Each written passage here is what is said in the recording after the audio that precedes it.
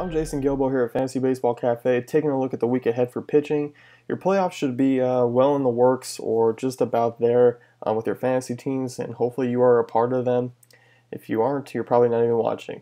But jumping into two starts this week, you got some big arms, Steven Strasburg, great two matchups against the Phillies and the Marlins. Clayton Kershaw going. He's going to have a nice matchup against the Rockies. Not too many matchups that aren't great for him anyway. You got Cole Hamels, Sonny Gray, Garrett Cole, all looking at two starts this week. For streamers that are going exactly two starts, Tim Hudson is the one I'm taking a look at. Two home starts, big spacious ballpark out there. He's kind of the viable option there, who's really the only one. He's done a decent job at home, allowing a 309 WOBA compared to the 353 WOBA on the road. Going to take on the Reds and the Diamondbacks. He looked pretty good against the Diamondbacks recently. But he's really the lone option there.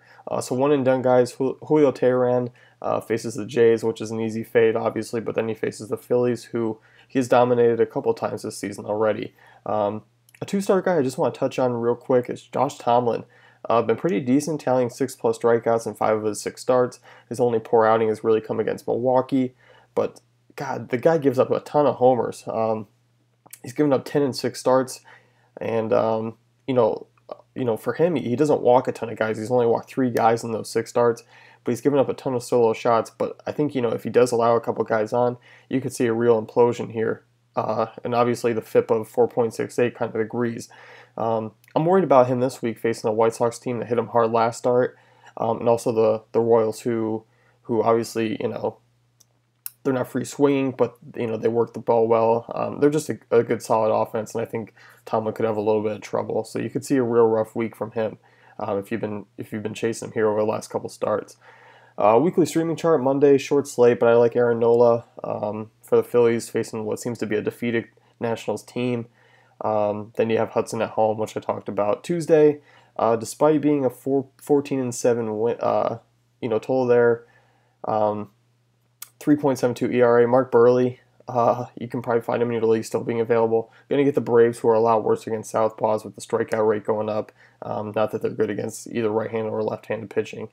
And speaking bad against left-handed pitching, Rockies taking on Kershaw Monday. They'll take on Brett Anderson. The Rockies rank last in WRC plus, and the strikeout rate is up there. If you're in a shallow league, Wednesday, Luis Severino going to take on the Rays, deeper leagues. You probably snagged them up already. Pitched well so far in the majors, and Rays are not a tough team against right-handed pitching. So the odds are a little slim if you were looking for a win there, because he's taking on Chris Archer. Keeping it going, Alex Wood going to face the Rockies. Wood hasn't been great, but Rockies are just awful against southpaws, so good matchup there. Thursday, Tanner Roark in the rotation for a little bit for the time being. Going to face the Marlins at home, so you got to like that matchup there. John Lackey may or may not be floating around in your league, but going to grab a weak Milwaukee lineup, who is pretty battered without Lucroy now. Should pick up an easy W there. Friday, Fires may or not be out there, but he's kind of the lone guy there. It's a pretty dud day for pitching on Friday. Same with Saturday. I can't even recommend anyone on Saturday. A lot of big names. Also, just a lot of mediocre pitchers going. Sunday, Julio Teheran's going to get that matchup with the Phillies. Matt Schumacher got some upside, strikeout upside with the Twins, and then Hudson back at home. So, pretty decent week for streamers in the first half of the week. But looking Friday, Saturday, it's pretty bad, pretty shallow. So, usually we take a look at some injuries here, some pen news, but I'm just going to run through some notes since there's no real news to report for injuries, because Jose Fernandez back, AJ Burnett back, Corey Kluber is the only really one to look at. Scheduled to start later this week, but still waiting on for that bullpen report, so that's something to keep an eye on. Just spitballing some notes here. You got Taijuan Walker has quality starts at 7 of his last 9 starts, but also very low floor. He could blow up at any time, but it does have big strikeout upside. So if you're chasing some strikeouts, need some innings, go give him a look. He's going to face the Angels and Rangers. Angels not that great. Rangers better offense, but still something like that. Carlos Rodon, lefty for the White Sox, going to fall in the same line there. It has strikeout upside, but can get creamed as well, which we have seen.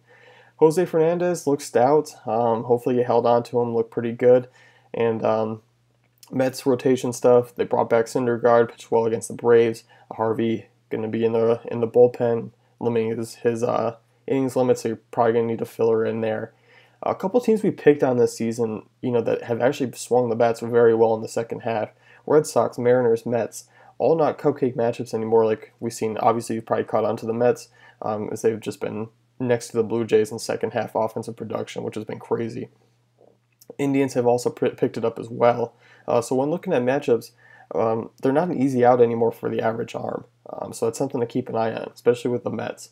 So about 2 weeks left in the season. Good luck to all you guys in your playoffs from Fantasy Baseball Cafe.